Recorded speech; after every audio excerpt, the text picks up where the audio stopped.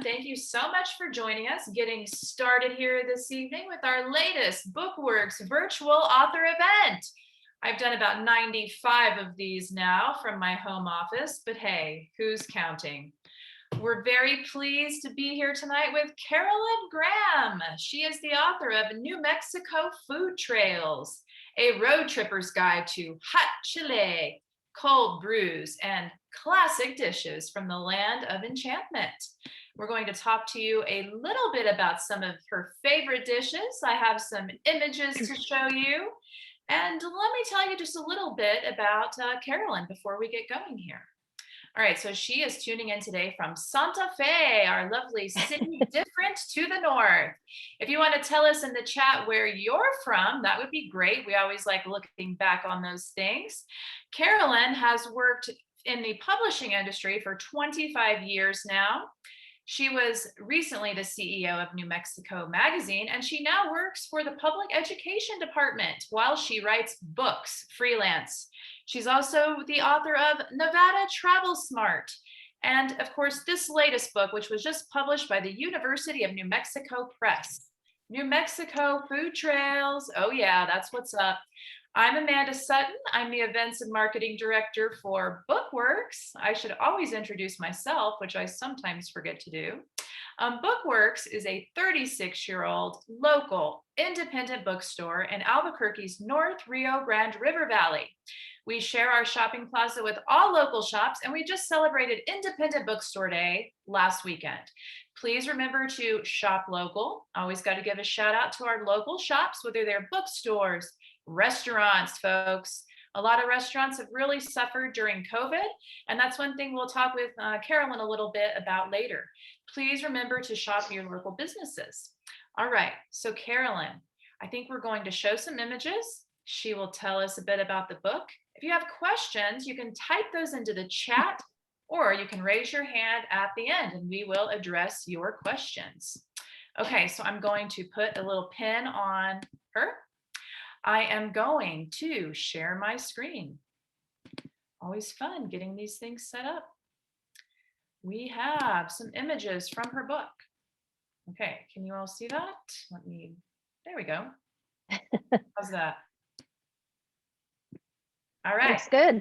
So here's the first one. Hi, Carolyn. Thank you for joining us. First of all, how are things looking up there in Santa Fe? It's a little cloudy, a little rainy. It's I think it might have hailed earlier. So we've kind of had it all today. So all right. It's a time to eat and drink, I guess. That's right. And look at these delicious looking beers. Tell us a little Yes. bit about what we see here, where we are in this photo. Yes. Well, first of all, thank you, Amanda, for having me and just supporting New Mexico Food Trails. It was really a labor of love, but I'm really excited to share some information about my experiences while writing this book. And I thought, what better place to start than with beer? And I think I sent you kind of some random images. So if anybody has anything in particular they want to talk about, any of New Mexico's famous foods, feel free to pipe up in the chat and let me know. But this is a photograph from the Cloudcroft Brewing Company. They actually have really great beers. And my recommendation to folks is to always get a flight if you don't know a brewery, which is exactly what I did here. They have some really good IPAs. It's a really good spot to pop into. It has that Cloudcroft kind of, cabin feel. It's really sweet. I think they have live music out on their patios in the summer during regular times. I'm assuming they'll go back to that. But they just have some really delightful beers. They also serve pizzas there. They have one, I think it's called the Zia pie. And I was really surprised at how incredibly hot the chili was on that.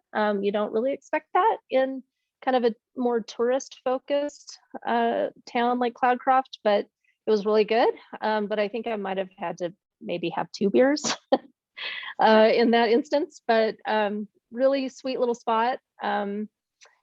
It's also a good opportunity to talk about sort of the small town craft brewery experience in New Mexico. Of course, Albuquerque is just the hotbed. And if you want to experience some really great beers, Albuquerque is the place to do it.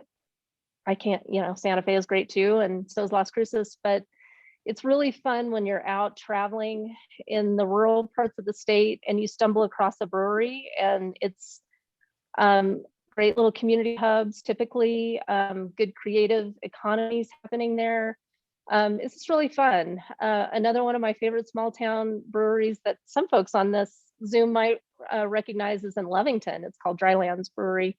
And my husband is actually from Lovington. So we spent many years, many holidays, just really wishing there was something like that in town. And just a couple years ago, they opened up, and it's been a real boon for that town.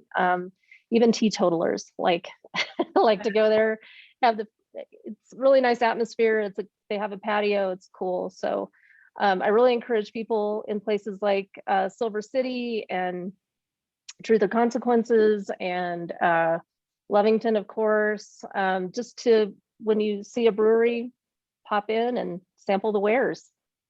Definitely. One of my favorite little towns is T or C, and they got a brewery, I think a couple of years ago before COVID, but they're starting to come back to life, got some music outdoors. It's a fabulous place to hang out. So I always try to stop by that one. You're absolutely right. I like popping into these smaller places that you may not have heard of before. And sometimes it's just a couple or a family that's decided they want to take this on as like a later in life venture or a side business. Really cool that we have the opportunity and the demand here in New Mexico for these breweries to do well. Exactly. And I think TRC just opened up fairly recently a little satellite brewery or tasting room in Las Cruces too. So there's all this crossover happening, which is really fun. And so you can try the TRC beers in different places. And of course, yeah. And when they kind of ramp up enough to have a package business, that's also a boon for New Mexicans. So and then, don't miss out on the biggies too. Santa Fe Brewing and Second Street and Marble and Albuquerque, of course. And there's, I want to say probably more than 80 breweries in New Mexico. I might even be under selling that a little bit. So wow. You have lots to choose from, and, take your time. Don't try to do it all in one trip. Absolutely. These are some strong beers. I tell you, I can drink La Cumbre's Elevated IPA is my favorite, and I can have just about one. So yep. There you go. All right. Well, especially if you go up to Santa Fe, the elevation is higher. So you want to be careful with that. You're right. Yeah. Absolutely. Okay, let's see if I can get us over here to the next image. All right. Tell us a little bit about this tasty looking treasure. This one is from the green chili cheeseburger chapter, and I wanted to include this just to kind of show all the different kinds of variations there can be on the green chili cheeseburger. This one happens to be at a very small mom and pop place in Farmington called Ashkees, owned by Native American proprietors. And they do a version of green chili cheeseburger with Indian fry bread, and it's amazing. It's hard to get a sense of the scale of this thing, but you definitely have to hold it like this. And it covers pretty much your whole face. It comes with a complete whole green chili on top, unpeeled. So you have to peel it yourself. And these great crinkle fries, and really, really good. You can also get mutton, which is a meat that's important to the folks in that part of the state. This happens to be beef, but it was so good. And that's the kind of thing that will just feed you all day long. So highly recommend it. Absolutely. Oh my goodness. I love me some of that Indian fry bread. I lived out in Saley, Arizona for a while, which is nearish Chinle, near Window Rock. That is some good bread you get out there. You can find stands even for Indian tacos all over the road. So don't be afraid to even just pop by and see what local family is cooking up that day. And you're right, that fry bread, wow, that'll fill you up. That'll fill you up, folks, for Yeah, at least a day. All right, it really does. let's see what's next on the agenda here. We've got, oh, it looks like another green Yeah. chicken cheeseburger. Yes. So the green chili cheeseburger, of course, is a staple for New Mexicans. They're everywhere, ubiquitous, but interestingly, everybody kind of has their own spin. There's everything from kind of your more basic, just green chili meat, cheese, bread version to kind of your more gourmet and everything in between. So again, always try the green chili cheeseburger at a restaurant wherever you happen to be. This one is at Hotel Castaneda in Las Vegas. There's a very innovative chef running their food operation there. His name is Sean Sinclair, and I'm really glad I was able to pull that name out of my head. But he's young, he's from Albuquerque area, and he's really doing cool things. And I wanted to include this one because as someone who spent a little bit of time in California, about 2 decades, we all kind of get addicted to our In-N-Out burger. And this is the closest I've found that also has green chili on it in the state of New Mexico. It's a smash burger that's, been smashed to the grill, very flavorful. He invented his own recipe for kind of a Japanese milk bun. It holds up to the pressure of the meat and the cheese and the sauce. But it's also very just tender and so good, so good. So just wanted to make sure people know about this one. It's a good one. All right. I have not been there. Hotel Castaneda in Las Vegas, New Mexico. I'm assuming Yes. that's probably right down on the plaza somewhere. It looks delicious. I'm interested that you're comparing New Mexico burgers to In-N-Out Burger. Who does that? I guess people from California. Hilarious. Yeah. Well, I should point out that I am a native New Mexican. I grew up here. I did what a lot of folks do and lived in California for a little while, and you do that In-N-Out burger kind of gets in your soul. But then as soon as you come back to New Mexico, you're like, yeah, this is the superior product. But when you find them both in one place, it's kind of a dream come true. It is. It sounds like excellence just converging there. Okay, Yes. folks, what is your favorite green chili cheeseburger? Do you like green chili cheeseburgers? I hope everyone on the call's had at least one. Do you want to tell us in the chat what your favorite one might be? Okay, we'll go on to the next item here. Tell us a little bit about this dish and where we are in this photo, Carolyn. Here we are in Ruidoso at one of my favorite little hidden gems in the state. It's called Club Gas, and it is exactly what you think it is. It's a gas station. It's a little, I think, a local secret. I found out about it from my brother-in-law who has a cabin there, and he's like, "You've got to go to this gas station. It's the greatest thing ever." And he's very enthusiastic when he loves something. And I was like, "I don't know, John. It's like that. Just I don't think so." But we decided to take a chance on it. When I first walked in, it was like pretty much like what you would expect, like regular gas station. And I kind of looked around confused, and the proprietor said, "Oh, are you looking for Club Gas? Are you looking for the enchilada night?" And they only do it one night a week. It's not every night. So you have to hit it just right. And it does get crowded. So he sent me around back, and you kind of go up this little ramp and you start to see like there's some cars, lots of pickup trucks, looks like locals. And you walk in, you open the door, and it's like the TARDIS. It opens up this like, what do you call, like a tableau kind of thing. And all these locals, cowboy hats, are sitting there having a beer. They've gotten their big plates of enchiladas. They're all chatting about, their kids being home or their grandkids and the work they've done on their fences and all that kind of stuff. And you can kind of just listen in on the conversations. I tried to order a fancy New Mexico beer. They only had Happy Camper in a can, which was perfectly fine. They give you a few options. You can have like this, I think in the fork, it's ground beef. green enchiladas, which is kind of a interesting combination. And then they also have red, and they have a chicken version. I, of course, wanted all three. And they have a salsa bar. And you just sit there and take it all in. And it's fabulous. It's really cool. It's no frills. It's not, it's not necessarily what you would find in Santa Fe or Albuquerque. It's kind of their own version, the local version of just some great hometown enchiladas and good vibe. Nice. And you cannot go wrong with a salsa bar. What kind of salsa do you like? Any kind that's in front of me. I like all salsa. And they had some good ones. So, but it's that kind of thing. It's a very New Mexico thing too, to just fill up on chips and salsa before you get your meal. And then you have like a giant plate of enchiladas or a combo plate. And then of course you have to have sopapillas for dessert. So there's no way you're getting out of any restaurant in New Mexico without like just lumbering out into the parking lot, but it's what we do. So good. Love some New Mexican food.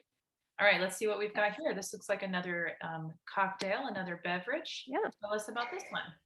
Yeah, I wanted to talk a little bit about the distilleries in New Mexico. I think we've got probably around a dozen now, maybe even growing since I wrote this book. This one happens to be, again, Farmington. It's one of my favorite little corners of New Mexico. There's a lot happening up there. Three Rivers is a brewstillery. They have a brewery and a distillery, so hence the name. But he also has a really good green chili cheeseburger, which is always also in the book. But he's pretty much taken up this whole city block in Farmington, renovated this building, really brought life into that little pocket of New Mexico and the town, and is doing some really innovative stuff, both on the beverage side and on the food side. But he's doing some distilling there with whiskeys, and I think he has an agave spirit, and he's doing some beautiful cocktails. He has a lovely lounge kind of in between his pizza place and the burger place and the brewery. And he's from San Francisco. It actually has a very San Francisco vibe to me. Everything is handcrafted, that he makes all of the furniture. It's just a beautiful little spot. It's kind of what I would describe if we were in California, kind of where the pretty people gather and they talk and they mingle and meet each other. It's a really lovely space, and I can't recommend it enough. Very nice. And that's up in Farmington. Correct. Brewstillery. All right. And then what are we looking at here? Where are we in this photo? We can't talk about food and beverage trails without talking about New Mexico wines. And this happens to be a winery in Dixon called La Chidapada, which I think means something along the lines of like the happy accident. And the founder built this little adobe himself. They've been around for a long time, a few decades. And again, it's just another example of like when you're driving around in New Mexico, especially if you're in towns like Dixon, little ones, and they are so cute. And you see a sign, like a little sign on the side of the road that says winery, turn here, do it, and you won't regret it. Chidapada is one of those places. They've got great wines, beautiful little atmosphere. You just sit down, you get to know the locals a little bit. It's just lovely. And we were talking before this little Zoom began about just kind of this area, this part of New Mexico, the Dixon area, kind of Espanola and that space up north, kind of has a Spain kind of feel. It's European. It feels a little bit removed from New Mexico. The vineyards out there are so pretty, and you can just sit out there. There's another winery out there that I love in Dixon called Vivac, and you can sit on their patio and watch the sunset and the vineyards, and you just kind of feel like you're in another little space. It's gorgeous. Oh, I love that part of New Mexico, just south of Taos there. So lovely. My friend backs right up to an apple orchard down the street from the Blue Heron, another brewery I would highly recommend. So we love this little spot. What are some other areas of New Mexico, Carolyn, that you look at as kind of being like little hotbeds or little enclaves for people that are into gourmet food, wines, different places that you talk about in your book? Can you think of some other areas that you want to recommend to folks? Sure. I would say this has kind of been developing for a little while, but Silver City has that. It's become a very artsy. It used to be kind of a mining town, and it evolved into this beautiful arts community. And their food kind of reflects that. And they also have a distillery there. They have some wineries around there, and it's another, like, just the Gila and that whole area is so conducive to this kind of, it attracts people who are creative and they want to try new things and be experimental with food. And I think that's another space that, again, like, just take a trip there, experience the food, experience the galleries, experience the hiking. There's so much that little spot has to offer. And I'm trying to think if there's some other ones. I think Las Cruces is certainly up and coming. I'm a native from Las Cruces, so I talk a lot about that area. I'm really happy just up north of Las Cruces about a little green chili cheeseburger place, which I think was mentioned in the chat, called Sparky's. That I think if I had to pick one favorite green chili cheeseburger, I think it would be Sparky's. Again, he's right in the middle of the chili fields, like right at ground zero there, with where the magic happens in terms of our state crop. And the owners there, the nuns, Tico and Josie, are these people who just have like this hospitality spirit about them. And when you walk into their establishment, they're just like, come in here and let me get you a green chili cheeseburger and a shake or an espresso or whatever. And they have live music there. I think, I don't know, that's just another place that it's been there for a little while, but it's definitely worth the trip. All right, thank you so much. Well, thanks for introducing us to some of the spots that you talk about in your new book. Let me ask you this. Have you been able to get out much? Are you starting to eat back in restaurants? Where are you in your COVID journey as far as your restaurant attendance goes? Really good question.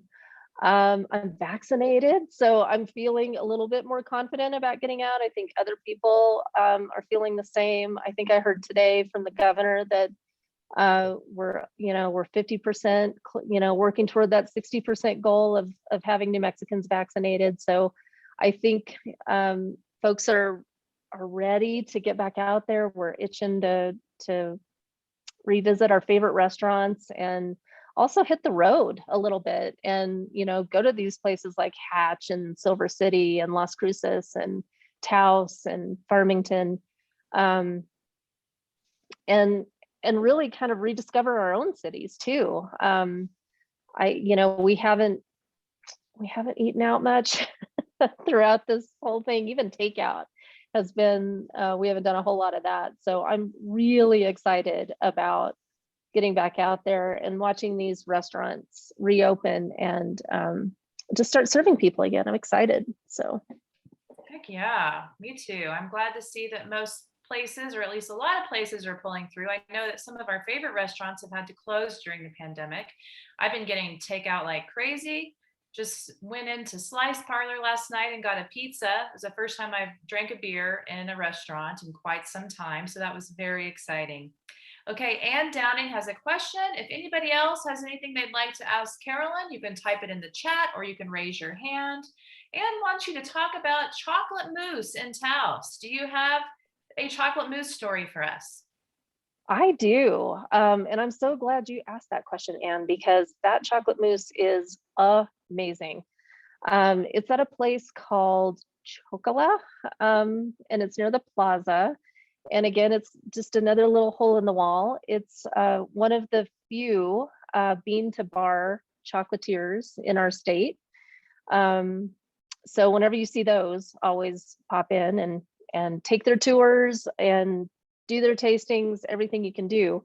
But they do have a selection of mousses, which I was very surprised. Like I walked in to kind of scope them out, and I thought it was like ice cream or something. They have like a display case, so you cannot miss it. You walk in and that's it. You got to do that. But it's very rich. And I think I had to order it. I had to sample some chocolate because this is my job. I had to try everything. I had to sample some of the bar kind of stuff. I had to have the mousse, and I had to have the elixir. So I was pretty high on chocolate after that experience. But again, I'm always super excited to find these little chocolatiers that are kind of like our craft brewers and our distillers. They're very creative people.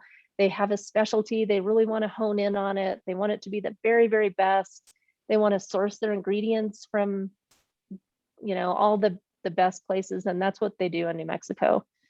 There's another one in that some folks may already know about in Santa Fe called Cacao that has that same, I describe it in the book as like, it's almost like a little bit of a high. You have that elixir and it's a little tiny cup and you sip it like this. And after you have it, you have a euphoria. It's really cool. And it's an amazing experience. So do that also. Have the mousse, have the bar, have the sipping chocolate, do it all. Yes, for sure. I've never had the chocolate elixir. I am intrigued by that. Okay, we have a question about the cover of the book. I'll share it with you all. We'll show you what the book looks like. There it is. Tell us a little bit about this restaurant. What are we looking out upon here? Let's see. I'm trying to think of the name. Los Poblanos. All of a sudden I went blank. Yes, this is Los Poblanos in that's Los Ranchos, right? Yes, right down the street from Bookworks, actually. It's Los Ranchos Albuquerque. It's an unincorporated village. And this is one of my favorite places on earth. Again, it sort of has that European feel. It's a lavender farm, but their cuisine is, especially their breakfast. That's kind of what I hone in on. I think this is more kind of their lunch offerings or maybe brunch, but their breakfasts are really amazing. Their bar, they have and I'm not going to remember what it's called, but they have a lavender tinged cocktail that is just out of this world, and it's very subtle. It's not an overpowering lavender flavor, but they do some really fine craft cocktails. It's a nice place to just hang. They've got cats and guineas that wander around on their property, and it's historically significant. It's a beautiful spot, so go eat there as well and drink. Very cool. They have some great chefs over there. I know they've won some James Beard Awards with their restaurants. Always a lovely place to dine al fresco. And then we've got a couple more here in the chat. We have Joan Margaret saying, love your book, Carolyn. I really enjoyed the introduction. All right. Very cool. Then we've got Chris Chafin asking about your ideas on the best Huevos Rancheros. Oh, that is a very good question. I think I'd probably have to stay north with Tia Sophia's. And they do just a really, one of my favorite breakfast burritos as well. They're one of their smothered, but they're actually a Greek family, and they took over, I think, this little restaurant and kept the cook who just preserved her recipes, and their red chili is cannot be beat, and their Huevos Rancheros just holds it up perfectly. So that would be my top pick for that. All right. Does anyone else have any questions? I can unmute you. You can type them into the chat. How has it been publishing this book? Is this your first book with UN Press, correct? Correct. And I just finished photography for another book for them about the Chili Pepper Institute at NMSU.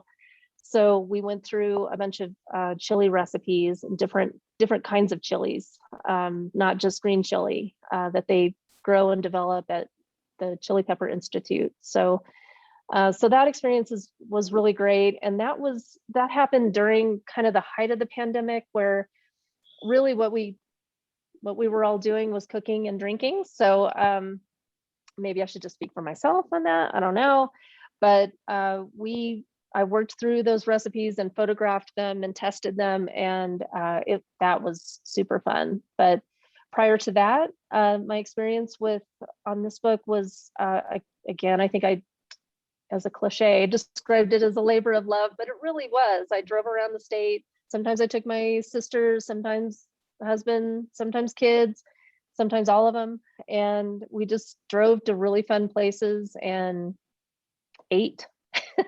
And that, like, it's kind of a dream job, honestly.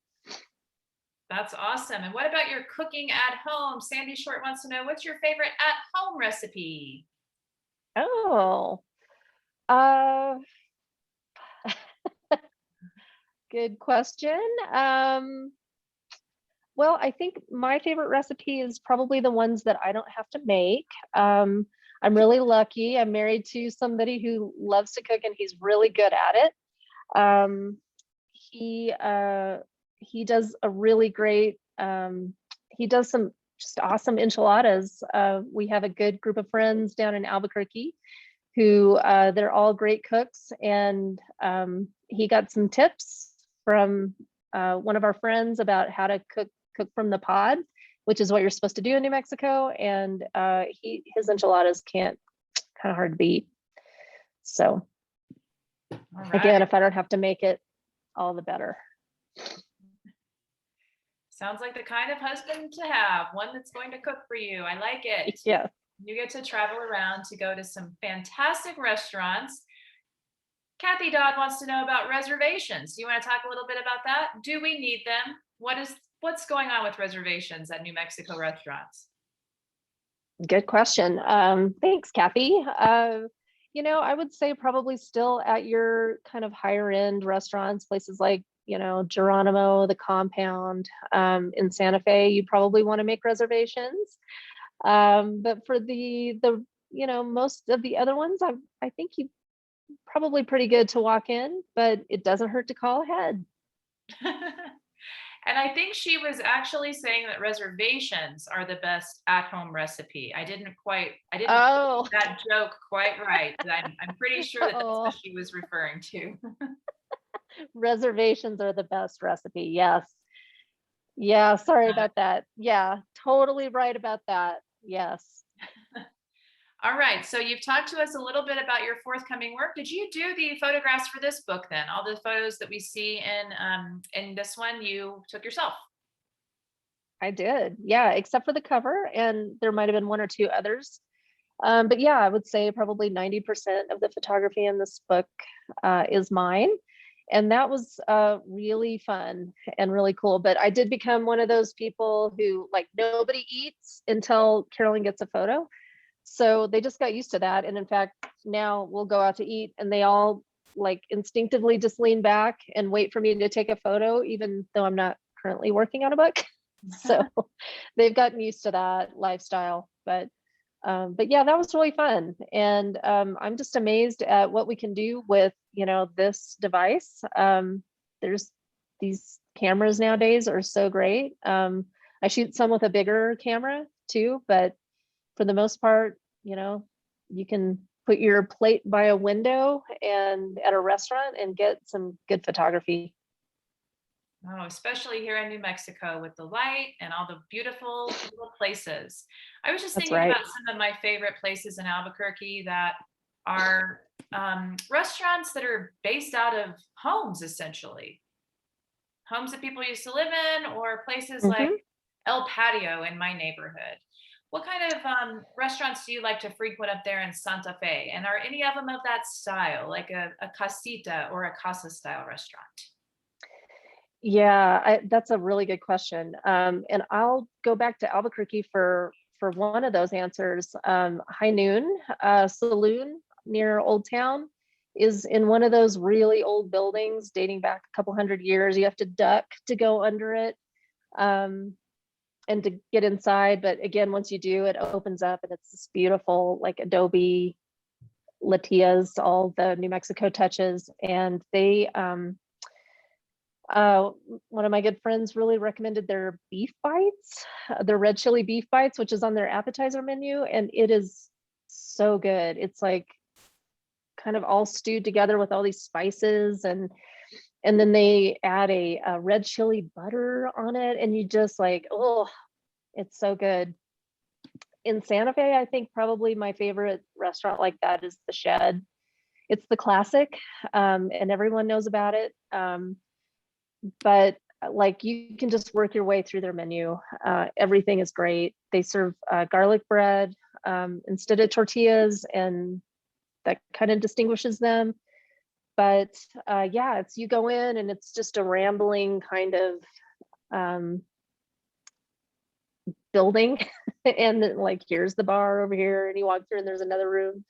I think La Posta in Mesilla is like that too. You walk in and there's like a beautiful like skylit center kind of plaza in the middle of that restaurant, and around it is kind of all these different rooms, and they each are kind of have their own vibe, which is nice. The bar's very rustic, and so I think that's one of the things that really distinguishes New Mexico restaurant eating is, yeah, a lot of times you feel like you are in somebody's old casita, and that's a perfect combination.